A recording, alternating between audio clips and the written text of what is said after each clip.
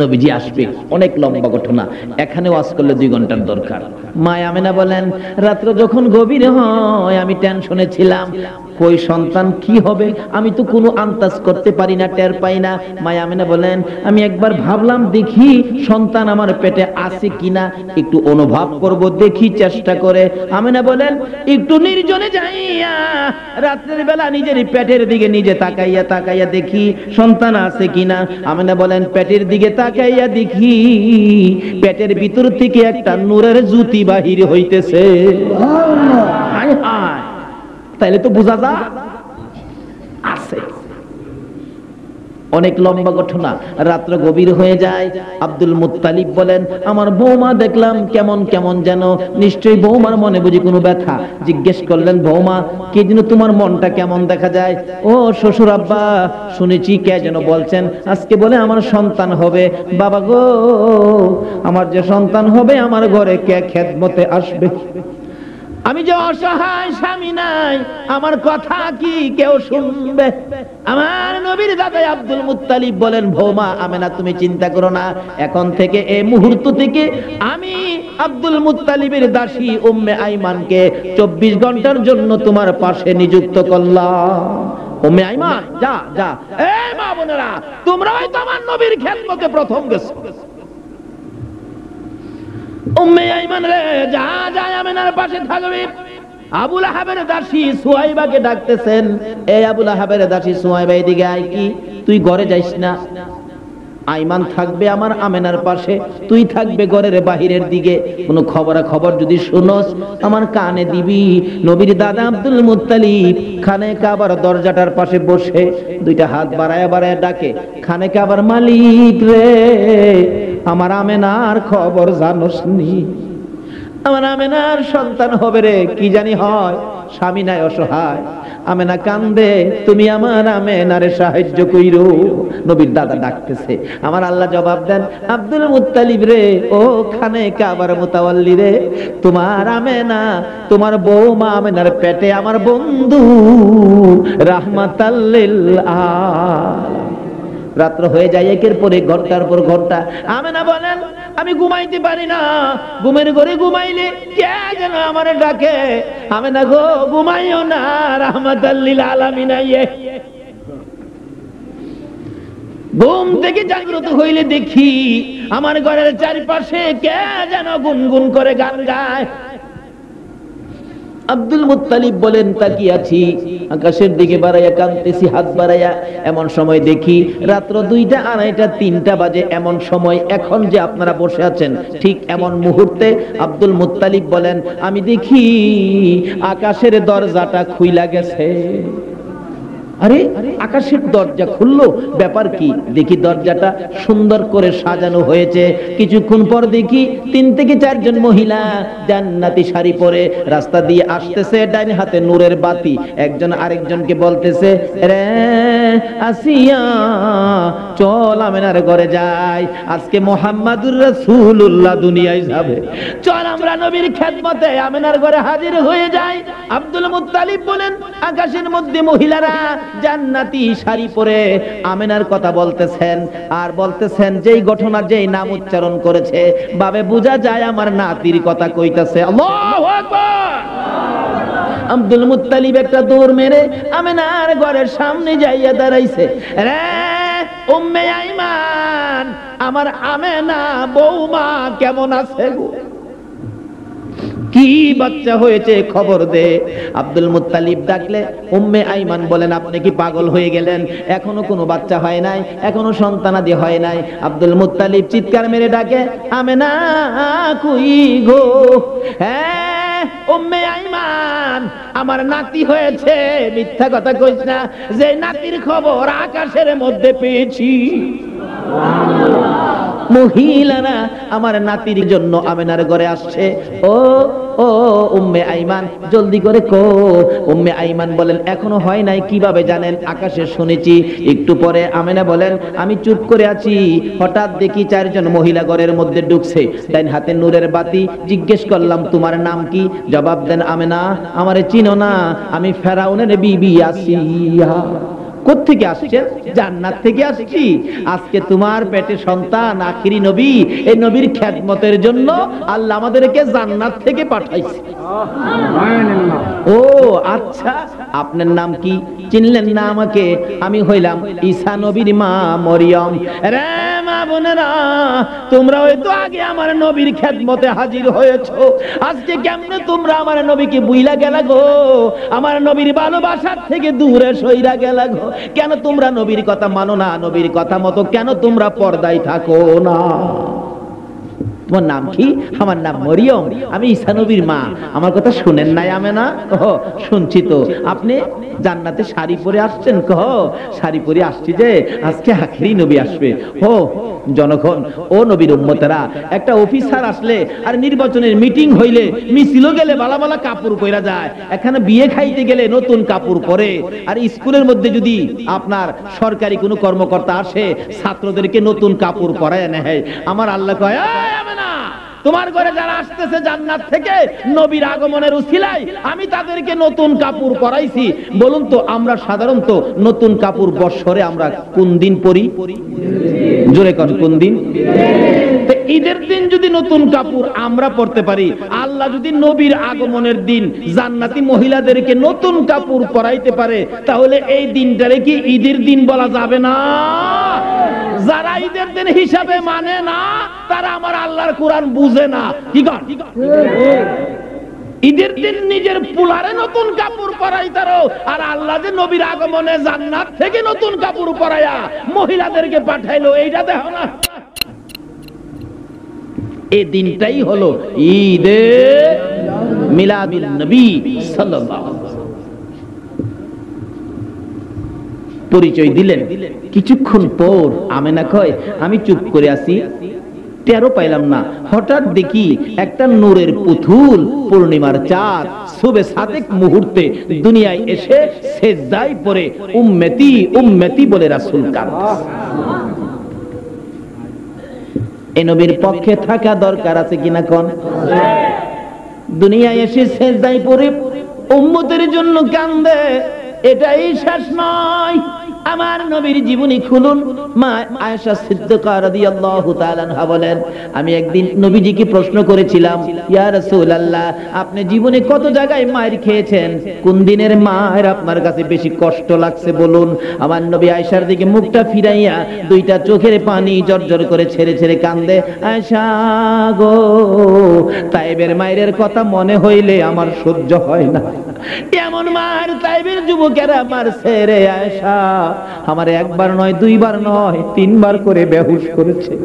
জ্ঞানটা ফিরলে আমার টাইনা দাঁড় করায় হাঁটতে বলে, আমি হাঁটতে পারি না, তারপরও আমারে পাথর মারে। আমি কতবার অনুরোধ করেছি, রক্ত মাখা শরীর লইয়া, রে তাইবের যুবকেরা আমারে আর মারিস না রে, আমার মা নাই, বাবা নাই। তারপরও আমারে মারতে মারতে তিনবার করে বেহুশ করেছে রে আয়েশা। অবশেষে আমার জ্ঞান ফিরে না। ওই মায়ের কথা মনে হইলে আমি নবী কষ্ট পাই, সহ্য করতে পারি না। আর পরেও আমার নবী আবার একটা চিৎকার মেরছে, রে আয়েশা, তাইবের মায়ের কথাও ভুলা যায় রে, না জানি আমার গুনাহগার উম্মত জাহান্নামে যায়। তাইবের মায়ের চাইতে বেশি কষ্ট লাগে আমার গুনাহগার উম্মত নিয়ে জাহান্নামে যায়। বলুন, এই নবীর পক্ষে থাকা দরকার আছে কিনা? আসি গেলেন নবী দুনিয়ায়, সেজদায় পড়ে কান্দে, 63 বছর জিন্দেগি কাঁদছে, এখনো মদিনায় শুয়ে শুয়ে কান্দে। ডাকতেছে, আয়েশা, আয়েশা গো, আমার দুঃখ মনে করে দিছো। মা আমেনা বলেন, আমার শিশু সন্তান দেখি সেজদায় পড়ে কাঁদতেছে। এমনি সময় কোলে নিতে চাইলাম, কে যেন বাধা দিল। দেখলাম কে সাদা পোশাক পরে সাদা রুমালের মধ্যে করে আমার শিশু সন্তানকে নিয়ে যাইতেছে। আব্দুল মুত্তালিব ডাকে, আমেনা গো, দরজা খুলে দে, আমার নাতির আমি আদর করব। নাতি জীবনে কোনোদিন বাবার কোলে উঠতে পারবি না, আমি দাদা হয়ে আদর করব। কে যেন ঘরের ভিতর থেকে বলতেছেন, আব্দুল মুত্তালিব, একদিন পরে আইসো। কেন? যেই নবী দুনিয়াতে আসছে, রহমতের ফেরেশতারা নবী দেখতে আইছে।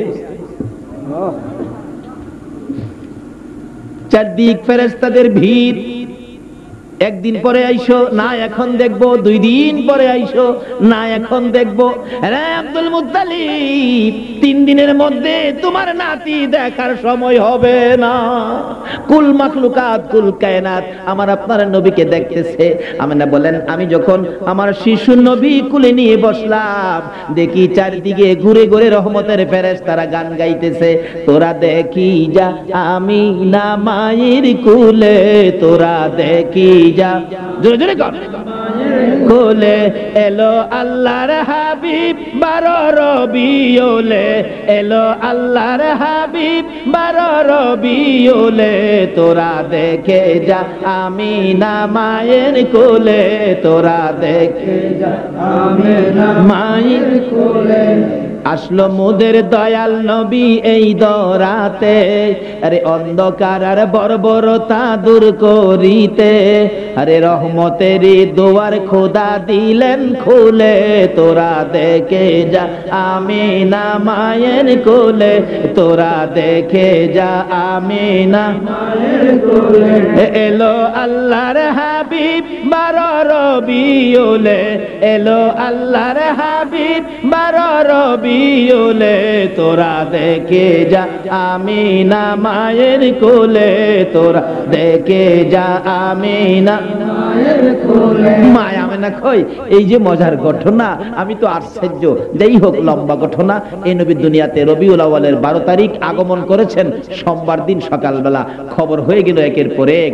আব্দুল মুত্তালিবের কাছে খবর গেছে, আবু লাহাবের কাছে খবর গেছে, এলাকায় ঘরে ঘরে খবর পৌঁছতেছে।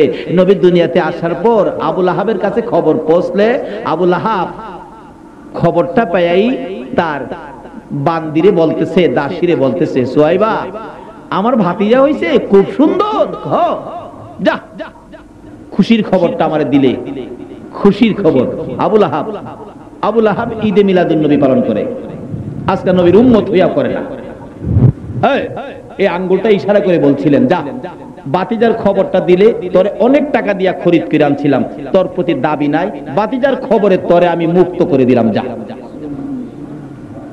আল্লাহ কয়, আবু লাহাব রে, আমার বন্ধুর খবরে খুশি হইয়া বান্দি আজাদ করে দিলি। কাটটা কাফের, কাফের আবু লাহাব, যাকে কাফের না বললেও ঈমান নষ্ট হয়। এই ব্যক্তি মৃত্যুর পরে কবরে আযাব তুলছে। নবীর চাচা হযরত আব্বাস বলেন, আমি একদিন স্বপ্নে দেখি আবু লাহাবকে। জিগাইলাম, আবু লাহাব কেমন আছো তুমি? আবু লাহাব কয়, ভাই জবর বিপদে আছি, বিরাট বিপদে। বাতিজার পক্ষে না গিয়া একবারে বিপদে, সারা সপ্তাহ জাহান্নামের আগুনে জ্বলি। কিন্তু সোমবার দিন সকাল থেকে সন্ধ্যা পর্যন্ত আমার বাতিজার আগমনে যে আঙ্গুল ইশারা করে বান্দি আজাদ করছিলাম, সারা দিন সোমবারে আমার কবরের আযাব বন্ধ থাকে। এই আঙ্গুলের মধ্যে শরবতের নহর জারি থাকে। একটা কাটটা কাফাব যদি নবীর আগমনে ঈদে মিলাদুন নবী পালন করার কারণে সোমবারে কবরের আযাব বন্ধ হয়ে শরবতের নহর আঙ্গুলে দেয়, বলুন তো আমরা নবীর উম্মত মুসলমান হয়ে, নবীর আশিক হয়ে, নবীর মহব্বতে ঈদে মিলাদুন নবী পালন করলে এর চেয়ে বেশি পুরস্কার আমার আল্লাহ দিতে পারবে কিনা? আমরা সে নবীর পক্ষে থাকবো, রাজি আছেন? এবার শিশু নবী আমিনার কুলে, এই নবীর পক্ষে থাকলে কি পাবেন দেখেন। আমিনার কুলে কিন্তু আরবের প্রচলন ছিল, কোন ভদ্র পরিবারের সন্তান হইলে নিজেরা লালন পালন করলে এটা ভদ্রতার খেলাফ, ইজ্জতের হানি হয়। এই জন্য দূর দূরাপির থেকে, গ্রাম থেকে লোকজন আসলে তখন এই লোকদেরকে দিয়ে দেয়। 2 বছর 3 বছর লালন পালন করলে এর বিনিময়ে কিছু দেয়। কিন্তু নবীকে নেওয়ার জন্য অনেক লোকজন আসে, আয়সাই ডাক দেয়, কারো সন্তানাদি আছে? আমেনা কয় আছে। তার বাবারে পাঠাও। তার বাবা নাই। ও এতিম, এতিম নিব না, এতিম নিব না। ঘুমাই রয়েছেন আপনারা? এতিমের কথা শুনলে কি কয়? এতিম। আচ্ছা, যারা এতিম নিব লাভ হইব না লস হইব? এতিম নিয়েছিলেন কে বলুন তো? হালিমা। মেয়ে না পুরুষ? মহিলার ভাগ্যটা তো ভালো। আল্লাহ কয়, জিবরাইল আমার বন্ধুরে মনে হালিমাই নিব। হালিমার বাড়ি কই? বাড়ি কই? ঘুমাই রয়েছে। বাড়ি বলে সোনারুঘাট। কি কইল? বাড়ি সোনারুঘাট কইল। হালিমার বাড়ি কই? সুদূর তায়েব দেশে বাড়ি কই? তায়েব তো মরুভূমি, বালু পাথর, ফসলাদি হয় না। আল্লাহ কয় জিবরাইল, আমার হাবিব যেই জায়গায় যাবে এই জায়গায় ফসল না হলে আমার হাবিবের কষ্ট হবে। আমার হাবিব তায়েবে যাওয়ার আগে 70 মাইল পর্যন্ত তোর পাখাটা নিচে ডাবায়া দিয়া সব পাথর সরায়া ফেলায়া সমুদ্র থেকে নিচের পলি মাটি আইনা এই গর্তটা ভরপুর করে দেয়। নবীজি যাওয়ার আগে 70 মাইল এলাকা জুড়ে তায়েবের জমিনকে উর্বরা মাটি দিয়া সুন্দর করে দিলেন। নবী যাওয়ার আগে যেই বরকতের মাটি জিবরাইল আইনা আল্লাহর হুকুমে দিয়েছে, কিতাব বলেন সমস্ত পৃথিবীতে যদি কিয়ামত পর্যন্ত একদিন একটা বৃষ্টির ফোঁটা না পড়ে সমস্ত পৃথিবীর গাছগাছরা ফসলাদি পুইরা সাফ হয়ে যাবে, কিন্তু তায়েবের জমিনের ফসল পুড়বে না। বরকতটা হলো নবী মুহাম্মদুর রাসূল। এই কিসিমের বরকত পাইলাম যে নবীর উসিলায়। আজকে সে নবীর কথা মানার জন্য আমার আল্লাহ বলেছে, বলুন এই নবীর কথা মানলে লাভ হবে না লস হবে? আসুন না নবীরে নেন না। হালিমা ঘুরতেছে, গরিব মানুষ তো হালিমা, কেউ গরিব দেখে কাপড় টাপড় ভালো না, সোয়ারি যে একটা বিমাইরা হাঁটতে পারে না, উঠলে মানুষ পইরে এই যে গুগা, এই জন্য কেউ হালিমারে সন্তান দেয় না। এদিক দিয়া আমেনার সন্তান এতিম বলে কেউ নেয় না, আর হেদিক দিয়া হালিমা গরিব বলে সন্তান কেউ দেয় না। 4 দিন 5 দিন 1 সপ্তাহ চলে গেছে, কোন কিতাব বলে 2 সপ্তাহ পর্যন্ত নবীজি মায়ের কাছে ছিল, কেন কেউ নেয় না তো কি করব। এবার হালিমা সকলের শেষে আইসা ডাকে, সন্তান আছে? আমেনা কয় আছে। তার বাবারে পাঠান। আমেনা কয় আর কইতারতাম না, বাবা নাই, এতিম। হালিমা কয় বুঝিছি, এতিম দেখাই বুঝি কেউ নেয় না। দাঁড়ান স্বামীর সাথে পরামর্শ করি। স্বামী বাড়ির বাহিরে, স্বামী গো একটা সন্তান পাইছি, সন্তানটা এতিম, এতিম বিলা বুঝি কেউ নেয় না, লন খালি গিয়া লাভ কি? পরামর্শ কি করলো? নিয়ে যাই। হালিমা বলেন স্বামীর সাথে পরামর্শ করে এতিম নবী নেওয়ার জন্য রওনা হলাম। বাড়ির দিকে ঘরের দিকে যতটুকু আগায় ততই আমার মনে শান্তি আসতে থাকে। হালিমা বলেন ঘরের দিকে যতই যাই রে আমার কলিজা ঠান্ডা হইতে থাকে। ঘরের কাছাকাছি দরজাটাই যাইয়া দেখি একটা পূর্ণিমার চাঁদ উদয় হইয়া রইছে। হালিমা বলেন এত সুন্দর সন্তান জীবনে কোনোদিন দেখি নাই। দরজাটাই দাঁড়াইয়া আমার নবীর সুন্দর চেহারার দিকে তাকাইয়া তাকাইয়া আমেনা দাঁড়াইয়া রইছে। হালিমা গুনগুন করে ডাকতেছে, আমেনা গো তোমার কপাল আর আমার কপাল এক কপাল, তোমার সন্তান কেউ নেয় না, আমিও আমারে কেউ দেয় না, আজকে বুঝি এই সন্তান দুইজনে ভাগাভাগি করে নেব। আমার আল্লাহ বলেন হালিমা রে তোর কপাল আর আমেনার কপাল এক কপাল। কেমন কপাল? আমেনা ধন্য হয়েছে এই নবী পেটে লইয়া, হালিমারে তোর জীবন ধন্য হবে এই নবীরে দুধ খাওয়াইয়া। আজকে মা বোনেরা তোমাদের কপাল ধন্য হবে গো এই নবীর পক্ষে রাত্র কাটাইয়া। জোরে জোরে কান সুবহানাল্লাহ। যারা নবীর পক্ষে রাত্র কাটাইতেছেন আপনাদের জীবনও ধন্য হয়ে যাবে। বলতেছিলাম এবার হালিমা বলেন আমেনা গো কই তোমার সন্তান আমি নিয়ে যাব। দরজাটাই দাঁড়াইয়া দেখে একটা পূর্ণিমার চাঁদ উদয় হইয়া রইছে। হালিমা ঘরের ভিতরে যাইয়া লম্বা ঘটনা টান দিয়ে টান্দা উঠাইয়া নবীজিকে কুলে নিলে। হালিমা বলেন নবীজিকে কুলে নেওয়ার সঙ্গে সঙ্গে দেখি আমার স্তনের দুধ ছিল না, শুকাইয়া গিয়েছিল। এই নবী কুলে নেওয়ার সাথে সাথে দেখি আমার স্তনের মধ্যে দুধের জোয়ার আইসা গেছে। হায় হায় হায় কি খুশি! ঘর থেকে বাহিরে হলে আমি দেখি আকাশের মেঘের টুকরায় আমার মাথার উপর ছায়া দিতেছে। আমার সুয়ারির কাছে যাইয়া দেখি সুয়ারিটা দুর্বল ছিল, শুকনা ছিল, যাইয়া দেখি মোটা তাজা হইয়া গেছে। সুয়ারির উপরে উঠে রওনা হলাম।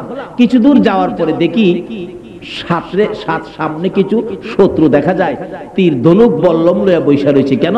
হেরা তাওরাত জাবুর ইনজিল কিতাবে পাইছে রবিউল আউয়াল চাঁদে ঈদে মিলাদুন নবী হবে, নবী আগমন করবে, এই পথে তায়েবে যাবে। এই নবী যদি বাইচা থাকে আমাদের মাতবুরি শেষ, কাজী নবীরে শেষ করে লামু। তারা তীর ধনুক বল্লম লইয়া রাস্তায় দাঁড়ায় রয়েছে। হালিমা দেখে সামনে বিপদ। হালিমা বলেন আমি তখন কি করব? আমি আমার কুলের শিশু নবীর দিকে চাই, আবার আকাশের দিকে চাই। কি করব, অবশেষে কি করব, নিরুপায় হইয়া শিশু মুহাম্মদের কাছে বিচার দিলাম, বাবা গো, ও শিশু নবী, সামনে বিপদ দেখা যায়, তোমার কাছে বিচার দিলাম। হালিমা কয়, একথা বলার সাথে সাথে দেখি শিশু নবী আমার কুল থেকে আকাশের দিকে চাইছে, চাওয়ার সাথে সাথে দেখি একটা মেঘ জমেছে আকাশে, মেঘের থেকে সাপ বিচ্ছু বৃষ্টি হইয়া এই লোকগুলিকে শেষ করে দিছে। চলে গেলেন তাইবে। লম্বা ঘটনা যাই না ওদিকে। এই কাণ্ড কারখানা যেই নবীকে দিয়ে করাইলেন, এই নবী রবিউল আউয়াল চাঁদে রহমতের ভান্ডার নিয়ে দুনিয়ায় আগমন করেছেন। আল্লাহ বলেন, নবীর আগমনে সবকটি রহমতের দরজা আমি খুলে দিয়েছি। বিপদ কি বিপদ? আব্দুল মুত্তালিব বলেন, আমার খানে কাবার মুতাওয়াল্লির দায়িত্ব তো আমি, এলাকায় বৃষ্টি হতো না, সকলে ধরছে খানে কাবার মুতাওয়াল্লি আপনি, আপনি বললে বৃষ্টি হবে, বৃষ্টির জন্য আপনি কিছু করেন। আব্দুল মুত্তালিব কয়, রাখো রাখো, আমি না আমি না, বৃষ্টির জন্য একটা রাস্তা আছে। কি? একটা দৌড় দিয়ে ডাকতেছে, আমি না, আমার নাতিরা আমার কুলে দাও তো। নাতি কুলে লইয়া খারিছে, এই তোরা খারা, আল্লাহ মালিক দেখ আমার কত সুন্দর নাতি, এই নাতির উসিলায় বৃষ্টি দে। এই কথা বলতে দেরি, রহমতের বৃষ্টি হইতে দেরি হলো না। আচ্ছা, এই নবীর কথা মানলে বলুন তো, এই নবীর পক্ষে থাকলে কোনো বিপদ আছে? আল্লাহ বলছে, ওমা ইউতির রাসূলা, তোমরা আমার এই নবীর কথাগুলি মানো, আর কারো কথা নয়, আর কারো কথা নয়, এই নবীর কথা মানো। মানলে কি হবে? কবি বলেন, নবীর কথা মানবে যারা হবে জান্নাতি। কোন নবীর কথা মানবে যারা হবে জান্নাতি, না মানিয়া আবু জাহেল হইল দুজুকি, না মানিয়া আবু জাহেল। এই নবীর কথা মানলে জান্নাতি, না মানলে মানলে আবু বকর, না মানলে আবু জাহেল। আপনারা কি আবু বকর হবেন না আবু জাহেল হবেন? নবীর কথা মাইন্না না না মাইন্না? এই যে নবী বলছে, আসসালাতু মিরাজুল মুমিনিন, নবীর কথা। এই নবীর কথা মানার জন্য আল্লাহ বলছে, তাহলে বলছে নামাজ দিয়ে মাওলার সাথে একটা যোগাযোগ কি না কাটে দিতেন? যোগাযোগ করো মাওলার সাথে, নামাজ দিয়া যোগাযোগ করো, নবীর কথা। তাইলে নামাজ পড়তে হবে কি না? নাকি নবীর আশেক হইলে নামাজ লাগে না? নাকি সুন্নি জামাত করলে নামাজ লাগে না? অনেকে টিটকারি করে, হেরা খালি সুন্নি সুন্নি করে, নামাজ পড়ে না। কাজী সুন্নতের উপরে এই কলঙ্ক যাতে না দিতে পারে, আমরা যারা সুন্নি নামাজ আমরা পড়বো। রাজি আছেন না? আল্লাহ কবুল করো, সকলে বলুন আমিন। দুই নাম্বার কথা, নবীর কথা মানতেন কইছে। আল্লাহরে খুশি করলে তো চিন্তা নাই, জান্নাত পাইবেন। জান্নাতটা কই? আল্লাহ কইছে আমার নবীরে জিগাও। নবী বলছে তোমার মায়ের পায়ের নিচে জান্নাত। বলুন কার পায়ের নিচে? আর একটু জোরে কোন? কোন মা? যেই মার পেটে থাইকা মারে 10টা মাস জ্বালাইছে, 2-3 মাস তো মা কিছু খাইতেই পারছে না, খাইলেই বমি করে দিত, মা মরার মতো হয়ে গেছে। এরপরও কি কোনো মা সন্তানের আশা ছাইরা দিছে? বাচ্চা পেটে, মা ঠিক মতে শুইতে পারে না, বসতে পারে না, দাঁড়াইতে পারে না, কত কষ্ট মা। তার সাথে সাথে কোন মা এমন একটা সন্তানের মুখ দেখার আশায় জীবন চলে যায়, যায় কিনা কোন তো? সন্তান প্রসবে, ডেলিভারিতে অনেক সময় মা মারা যায় না? এত কষ্ট মা, জীবন দেয় মা, তারপরও মা সন্তানের আশা ছাড়ে না। আমার নবী বলেছে, উম্মতেরা রে, যতই ইবাদত করো, যতই আমাকে ভালোবাসো, যতই টুপিদারি পাঞ্জাবি লাগাও, মসজিদ বানাও, মক্কা বানাও, মদিনা বানাও, তুমি যতই ঈদে মিলাদুন নবী করো না কেন গো, যদি এই মারে কষ্ট দাও, আমি নবীর শাফায়াত নসিব হবে না। কোন মা? যে মা আপনার আমার মতো একটা সন্তানের মুখ দেখতে যায়া কোন মা জীবন দিছে। আমার জানা ঘটনা, আমি যখন ইমামতি করি একটা ঘটনা ঘটছিল। কি ঘটনা? একটা গরিবের মেয়ে, বাচ্চা হবে 3 দিন পর্যন্ত প্রসব ব্যথা, কিন্তু পয়সা নাই, গরিব মানুষ তো, চিকিৎসা করার কোনো ক্ষমতা নাই। 3 দিন পরে মহিলাটা অজ্ঞান হয়ে গেলেন, মৃত্যুবরণ করবেন। এমন মুহূর্তে ওই মহিলাটার মা মসজিদের দক্ষিণ পাশের জানালার মধ্যে দাঁড়ায় আসরের সময় কাঁদতেছে আর বলতেছে, হে আমার মহল্লাবাসী মুসল্লিরা, আপনাদের কাছে আমার মেয়েটার জন্য হাত বাড়াইছি, আমার মেয়েটার জন্য জীবন ভিক্ষা চাই, আমার সাহায্য দেন, আমার মেয়েটারে বাঁচাই। আল্লাহ বলছেন কোন অসহায় মানুষ যদি এইভাবে হাত বাড়ায় আল্লাহর রাস্তে সাহায্য চায়, এই হাতের নিচে দিয়া আমি আল্লাহর কুদরতি হাতটা বাড়ায় দিই। কিন্তু কই, কেউ দিল না, কেউ কিছু কইলো না। মেয়েটা অবশেষে কাঁদতে কাঁদতে অসহায় বাড়িতে চলে গেলেন। মাগরিবের নামাজের পরে সালাম ফিরাইয়া বললাম, আচ্ছা মেয়েটা যে হাত বাড়াইলো, গরিব মানুষ, এরকম বিপদ, জীবন মরণ সমস্যা, আপনারা তারে কিছু সাহায্য দিলেন না, আর কিছু না দিলেন, একটা মুখের কথা দিয়াও সান্ত্বনা দিতেন, তাও করলেন না। এক মুরব্বী দাঁড়ায়া কয়, হুজুর কার জন্য কে রোজগার করে রাখছে? আচ্ছা বলুন, যত রোজগারই আপনি করছেন, কবরে যাওয়ার সময় কি 10টা টাকা নিতে পারবেন? পারবেন নিতে? কিভাবে নিবেন? কবরে যাওয়ার সময় যে পোশাকটা পরায়, এই পোশাকটার মধ্যে কোনো পকেটের ব্যবস্থা আছে? আমরা তো টাকা পয়সা রাখার জন্য বুক পকেট দেই, সাইড পকেট দেই, আবার কেউ কেউ এদিক দাও দেয়, তাই না? টাকা পয়সা নিবার লাগিয়া, রাখবার লাগিয়া। কন্ত কবরে যাওয়ার সময় যে পোশাকটা আমরা পরি, তার মধ্যে কি কোনো পকেটের ব্যবস্থা আছে? কিচ্ছু নিতে পারবেন না। মুরব্বী কয়, কার জন্য কে রোজগার করে, কার রোজগার কে কারে দেয়? আমি বললাম ঠিক আছে, অসহায় মানুষ, হাত বাড়া দিলেন না। মাগরিবের নামাজের পরে সালাম ফিরে বললাম, এই মহিলাটার জন্য মহল্লায় আমি ভাইরুমু, আমি ইমাম সাহেব, কেউ আমার লগে যাবেন?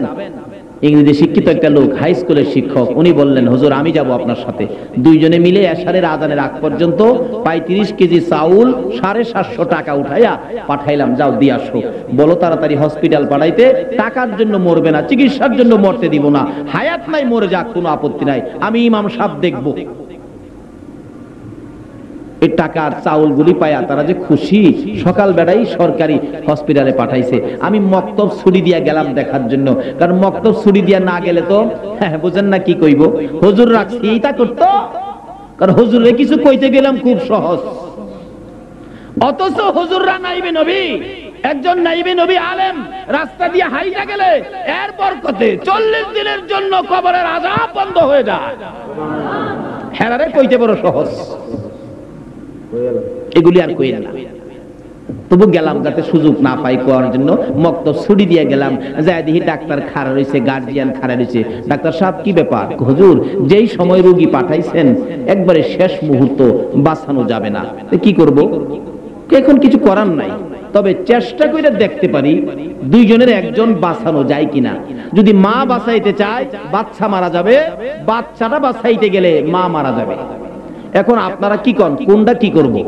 ওই মেয়ের গার্জিয়ান বলতেছেন, ডাক্তার সাহেব বাচ্চাটা মাইরা মা বাঁচাইয়া দেন, বাচ্চা আল্লাহ দিবনে। এমন সময় দেখলাম মেয়েটা জ্ঞান হারা ছিল, জ্ঞানটা ফিরে চোখটা খুইলা চাইছে। কি বলল? আমার বাচ্চা মাইরা লাইব? চোখের পানি ছেড়ে দুইটা ঠোঁট নড়ে, কথা বলতে পারে না, কাঁদতেছে। ডাক্তার বলেন কি যেন বলবেন, মহিলাটা শুনি। মুখটার কাছে কানটা নিলে ছোট্ট ছোট শুরু বলে, ডাক্তার সাহেব প্রসব ব্যথার যন্ত্রণায় আপনার মা যদি আপনাকে মেরে ফেলতো, আপনি কি ডাক্তার হতে পারতেন? ডাক্তারও মা ভক্ত ছিল, ডাক্তার চোখের পানি ছেড়ে দিছে, না মাও তো আমাকে নিয়ে কষ্ট করছে। ডাক্তার গো, তোমার মায়ের মতো আমি 10টা মাস কষ্ট করেছি। ডাক্তার তোমার 2টা পায়ে ধরি, দুইজনের একজন যদি মারতে হয় আমার সন্তান মাইরো না, আমি মার জীবন শেষ করে দাও। আমার নবী বলেন, উম্মতেরা রে, নামাজ পড়তে পারো, রোজা রাখতে পারো, হজ করতে পারো, মুফতি হতে পারো, মুহাদ্দিস হতে পারো, মুফাসসির হতে পারো, মক্কা মদিনার ইমাম হতে পারো গো, এই মায়ের কলিজায় যদি আঘাত দাও আমার আল্লাহর জান্নাতে তোমার জায়গা হবে না।